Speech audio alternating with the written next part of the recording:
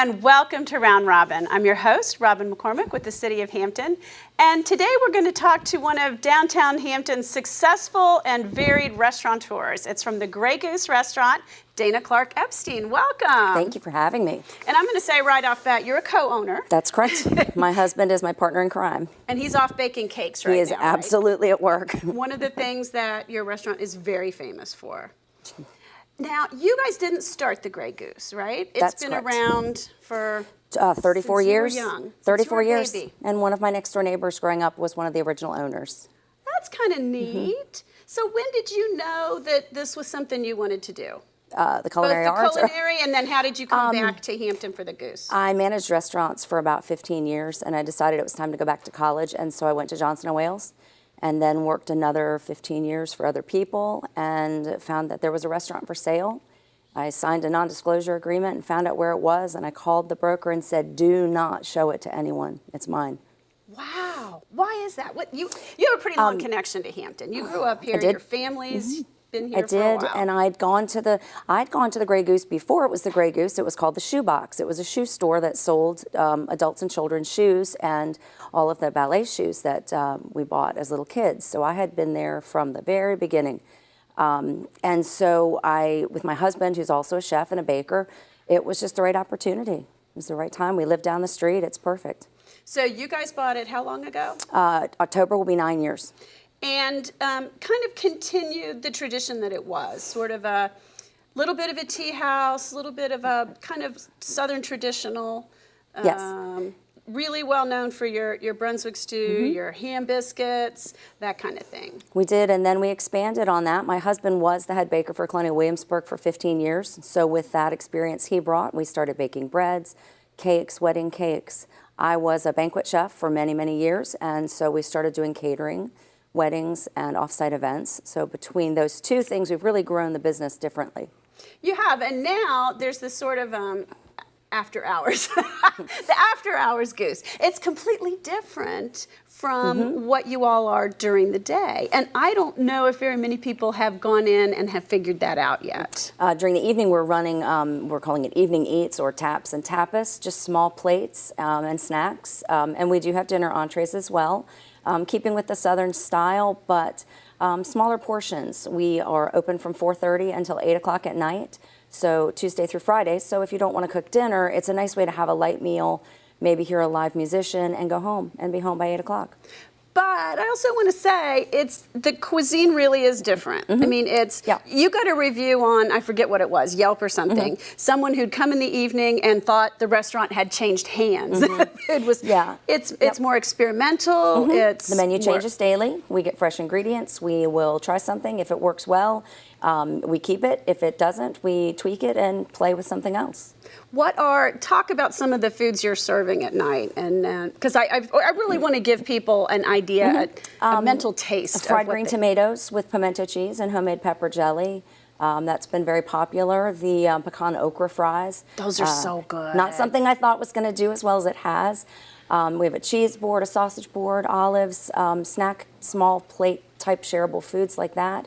But then other things like seared pork belly with bourbon peaches and a slab of cornbread. So dinner entrees are things that wild boar andouille. Corn dogs, and things like meatloaf and fried catfish and grits and things that are comfort foods but kind of elevated a little. A little more modern, like you say, a little elevated, a little different take on some of that food. Now, you guys started out, and you're getting ready to do it again, when you were kind of experimenting into the evening evening cuisine with some wine pairings, some farm-to-table dinners. And we do those. We try to do a July date, an August date, and a September date. We have a Barbersville wine dinner that will be in August, and the chief sommelier, Jason Tesoro, will come down from Barbersville and actually speak at the dinner. So we're really excited about that. It's a nice opportunity for us to show people that we're more than a ham biscuit. We can do all kinds of fun things. We'll partner with some local people and bring in some, hopefully some Graham and Rollins red crab.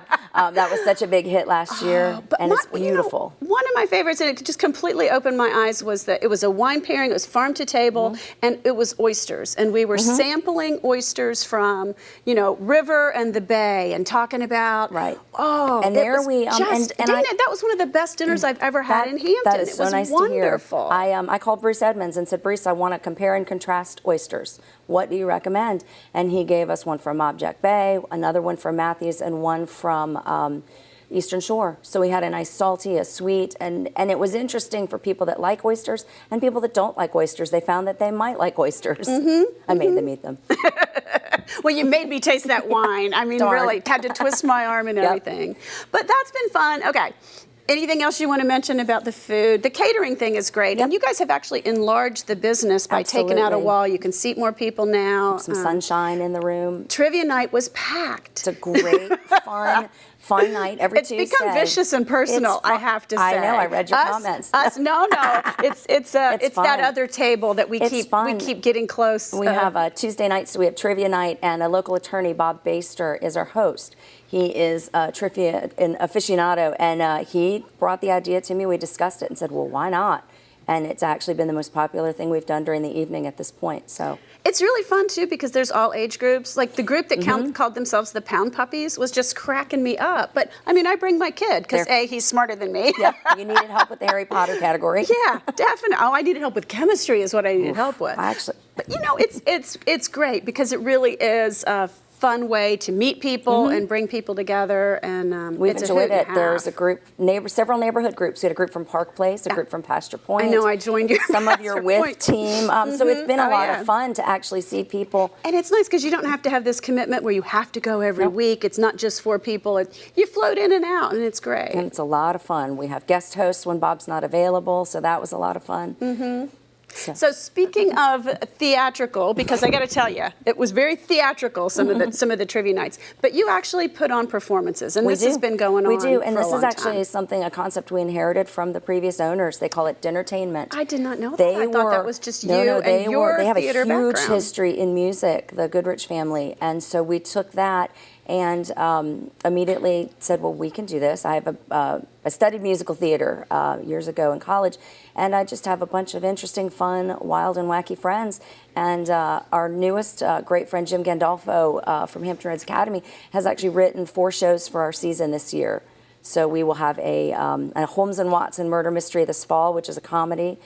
Christmas, we have Always do great reindeer Christmas. names for 3 weeks. We'll do that, 3 weekends. We have a Valentine's Day show and then something in the spring.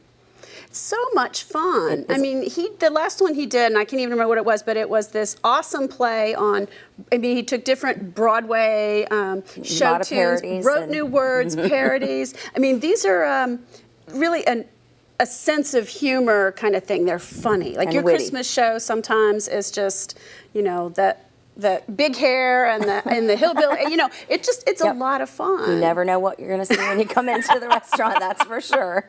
You're going to see great cakes and desserts on the way in. You know, you sort of tempt people with that, and it's really not fair.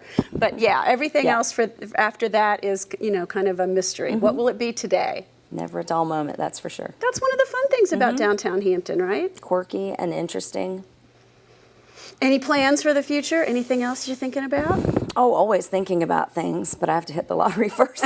I have great ideas. I just haven't got the funding. Testing things out. Yep. Well, thank you for coming by. Dana, is there anything else you want to add? Thanks for having me. No, I appreciate it. We are doing Sunday brunch now, and that's one last thing that we'd always been told we needed to do, and we finally said, okay. And I want to say, when you first started, all the messages are like, make your reservations. You don't probably have to make reservations. Not at all, but the people fact that can we drop take them. But you Correct. do, yes, because otherwise a lot of places you're just in a waiting line.